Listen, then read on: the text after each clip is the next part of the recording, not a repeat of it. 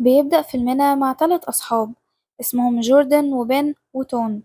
بيكونوا قاعدين بيلعبوا وهربانين من حصة الدين، فالمدرسة بتاعتهم بتقرر تعاقبهم هما وبنت اسمها ريكي لأنهم مش بيحضروا حصص الدين كل مرة. والعقاب بيكون غريب جدا، بتاخدهم تاني يوم من الساعة 6 الصبح لمكان معبد قديم في قلب غابة عشان ينضفوه. والولاد بيفضلوا طول اليوم في المعبد لحد ما الليل بيدخل، وبيبقوا لوحدهم مستنيين بيل أخت بين الكبيرة عشان تيجي توصلهم. بس بيل بتتأخر، وتوم بيبقى خايف وبيقول لصحابه إنه المعبد اللي جنبهم ده خطير قوي، لأنه الأساطير بتقول إنه من حوالي 100 سنة في ست اتجننت وخلصت على ابنها الصغير بنفسها لأنه بقى راهب، والناس وقتها قالوا إنها كانت ممسوسة. بين وجوردن مش بيصدقوا القصة وعشان يثبتوله إنه مفيش حاجة مرعبة في المعبد بيقرروا يدخلوه. فبيقفوا قدام المعبد مستنيين ريكي. هنا توم بيقول لهم إنه سمع قصة تانية من زمايلهم عن ريكي نفسها، وبيقول لهم إنه ريكي أصلا ماتت في حادثة عربية واللي معاهم دي تبقى شبحها. فجوردن بيضحك عليه وبيقول له شبح إيه اللي ممكن يحضر معانا كل الحصص ويقفل كل المواد. ريكي بعدها بتخرج لهم، فبياخدوها وبيدخلوا المعبد، وهناك بيشوفوا حجارة كتيرة فوق بعض. فريكي بتبدأ تشيلها لحد ما بيلاقوا لوح مدفون ومقفول كويس قوي، فبيجيلهم فضول يفتحوه. فبياخدوه وبيحطوه على الأرض وبيفتحوه يشوفوا فيه ايه. في الوقت اللي ريكي بتلاقي رسالة مدفونة مع اللوح، بس مش بتقول لأصحابها عليها. بن بيفتح اللوح وساعتها بيكتشفوا إن اللوح ده عبارة عن لعبة طاولة ومعاه نرد، واللعبة شبه اللعبة اللي دايما كانوا بيحبوا يلعبوها. فطبعا فضولهم بياخدهم وبيلعبوا، وبيدخلوا ريكي معاهم لأن اللعبة محتاجة 4 أشخاص. وبعد ما ريكي بترمي النرد فجأة اللعبة بتقف وبتخرج لهم رسالة صغيرة. بين بيقرأها، والرسالة بتقول لهم إنه الأول خرج خلاص، وأنيابه لو غرست في حد هتقضي عليه. وفي نفس الثانية بيلاقوا كل شموع المعبد نورت، وفي ظل غريب عمال يتحرك من شباك للتاني. فبيخافوا كلهم، وجوردن بيجري يقفل الشبابيك. بس ساعتها بيظهر في وشه وحش مخيف على شكل بنت بيهجم على تون، وبتغرز أنيابها في رقبته. فجوردن بيشوطها برجله وبينقذ توم بسرعة، وريكي بتاخد اللعبة وبيخرجوا من المعبد بعد ما بيقفلوا بابه كويس، وبيطلعوا يجروا في الغابة. بس الوحش بيكسر الباب وبيخرج يجري وراهم لحد ما عربية بيل بتخبط الوحش، وهي بتتخض وبتفتكر إنها خبطت حد بعربيتها. بس هما بيركبوها العربية بسرعة وبيقولوا لها لازم نتحرك فورا. فبيل بتركبهم العربية وبترجع بيها لورا عشان تدوس مرة تانية على الوحش، وبعدها بتتحرك بسرعة بعيد عن المكان لحد ما بتوصل لبنزينة. وهناك ريكي بتقرأ الرسالة اللي كانت مدفونة مع اللعبة، وبتقول لهم إنه اللعبة دي لقاها خادم قديم في قصر الإمبراطور، واكتشف إنها حلقة وصل بين عالم البشر وعالم الأرواح، واللي بيلعبها لازم يكسبها ويوصل النرد للخانة اللي في نص اللوحة قبل طلوع الفجر، لإما كل اللي بيلعب هيموت. هنا الكل بيخاف، وتوم بيقرر يستسلم وبيقول لهم أنا مش شجاع كفاية عشان أواجه أي أرواح تانية. لو كملنا لعب طالما كده كده هنموت، هنستنى لحد الفجر وخلاص. بس الباقي بيطمنوا وبيقولوله إحنا معاك. وبين وبيل بيفتكروا إن والدتهم كان عندها تعويذ حماية من الأرواح الشريرة، فبيتحركوا كلهم على البيت وبيبدأوا يلفوا تعويذ الحماية حواليه، وبعدها بيكملوا لعب. فبتظهر لهم رسالة تانية بتقول الشيطان القادم أخطر بكتير، بيدخل العقل يسحره ويحول الصديق لعدو جبار. وفجأة بيل بتبدأ تشوف انعكاس مخيف لشكلها، وهي نفسها في حاجة بتدخل جواها. فبتبدأ تصرخ وتنزف، وبتمسك في ايديها آلة حادة وبتفضل تتنفض لحد ما بتفقد الوعي لثواني. وبعدها بتصحى وهي بتبرق وبتجرح جوردن بالآلة في رجله. فالكل بيصرخ والنور بيقطع، فتوم بيترعب وبيجري على الباب عشان يهرب، بس بيلاقي بيل فوقه في السقف بتهجم عليه. فبن بيحاول يبعدها عنه بس هي بتخنقه، فريكي بتضربها عشان تسيبه. وساعتها بن بيفضل يعيط وبيترجى أخته إنها ترجع لطبيعتها. هنا جوردن بياخد كرسي وبيضرب بيه بيل، فبيغمى عليها وبيربطوها عشان لما تصحى متقدرش تهاجمهم.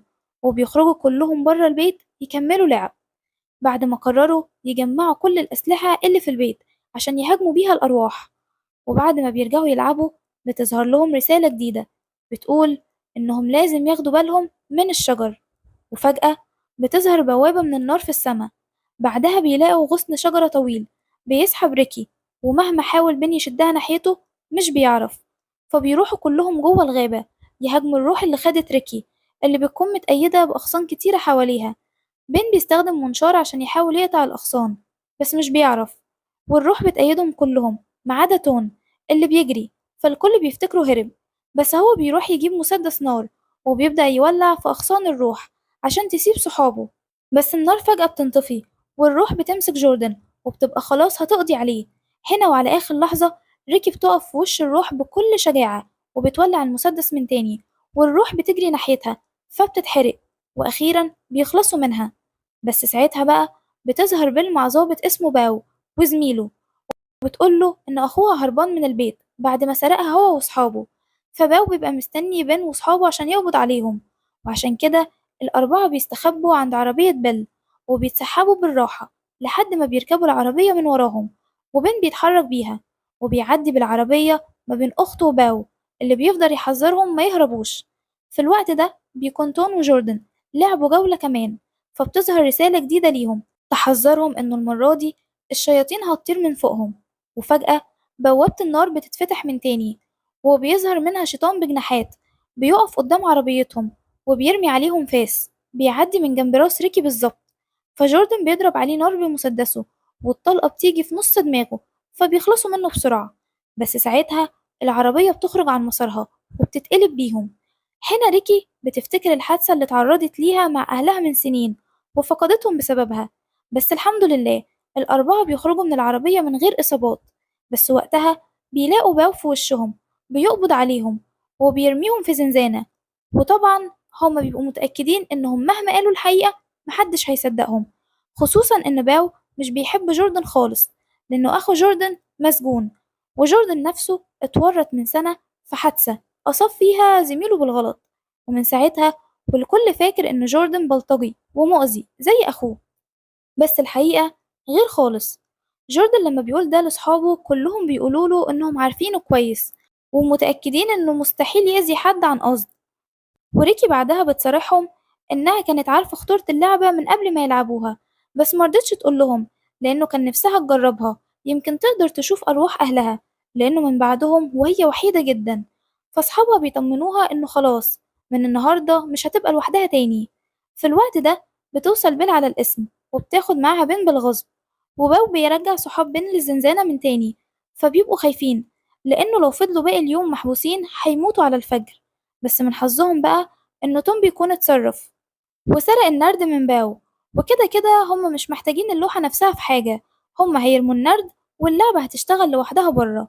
وفعلا اللعبة بتشتغل وبتطلع رسالة جديدة بوحش جديد، والمرة دي بيبقى وحش قوي جدا راسه مقطوعة، وظهوره بيقطع الكهرباء عن الاسم وبيخلي فيه حالة طوارئ في المكان كله. والوحش بيخلص على ضابط صديق لباو اللي بيتصدم لما بيشوف هو وزميله الوحش وهو ماسك جزء من جسم صاحبهم. باو بيحاول يتصدى للوحش فبيضرب عليه نار، بس الطلق بيخلص فبيجري هو وصاحبه يستخبوا ورا مكتب. وهنا باو بيدي لزميله مفتاح الزنزانة اللي فيها الولاد عشان يخرجهم، وبسرعة بيجروا هما الاتنين وبيتفرقوا عن بعض. صاحب باو بيحاول يخرج الولاد من السجن بس مش بيلحق، والوحش بيخلص عليه. في اللحظة دي باو بيدخل وبيضرب نار على الوحش وبيقدر يخرج الولاد من الزنزانة وبيهربوا بره القسم. بس الوحش بيلحقهم وبيرمي سيف على باو، وجوردن بيحاول يساعده بس هو بيطلب منه ياخد مفاتيح عربيته وينقذ صحابه الأول. جوردن بعدها بيتحرك مع تون وريكي على بيت بن اللي بيكون مستخبي من بيل، بس هي بتلاقيه وبتفضل تخنق فيه. وساعتها بن بيشوف ذكرياته السعيدة مع صحابه في الوقت اللي صحابه بيوصلوا على بيته، وعلى آخر لحظة بينقذوه من بيل. بس وهما بيتصدوا ليها ريكي بتوقع حجر النرد فبيفضلوا يدوروا عليه، وبيل بتمسك آلة حادة وبتستعد عشان تهجم عليهم. بس ريكي بتكون لقت الحجر، وقبل ما تلعبه الروح بتخرج من جسم بيل وبتدخل جسم ريكي وبتخلي روحها تايهة في الغابة، وبتوهمها إنها شايفة أهلها عشان تروح معاهم. بس ريكي بتكشفها وبتقدر تتحكم في روحها وبترجع لجسمها وبتسلم النرد لبن. بس ساعتها الروح بتهدده إنها هتخلص على أخته لو لعب النرد. فبن بيمسك الآلة الحادة اللي في إيد بيل وبيجرح نفسه عشان ما تأذيش أخته، وبالإيد التانية بيرمي النرد. وأخيرا بيجيبوا الرقم اللي محتاجينه عشان ينهوا اللعبة قبل طلوع الفجر. فاللعبة بتقف وبيل بترجع لطبيعتها وبتقعد تعيط هي وبن، والباقي بيضحكوا من كتر اللي شافوه. وفي النهاية بن وكل صحابه بيروحوا على مكان المعبد وبيرموا اللعبة جوه محرقة، وبيرحبوا بريكي بصفتها العضو الرابع في عصاباتهم المتواضعة. ولحد هنا بقى بيخلص فيلمنا النهاردة. لو عجبكم الفيديو متنسوش اللايك والسبسكرايب، واشوفكم بقى على خير في ملخص جديد. سلام.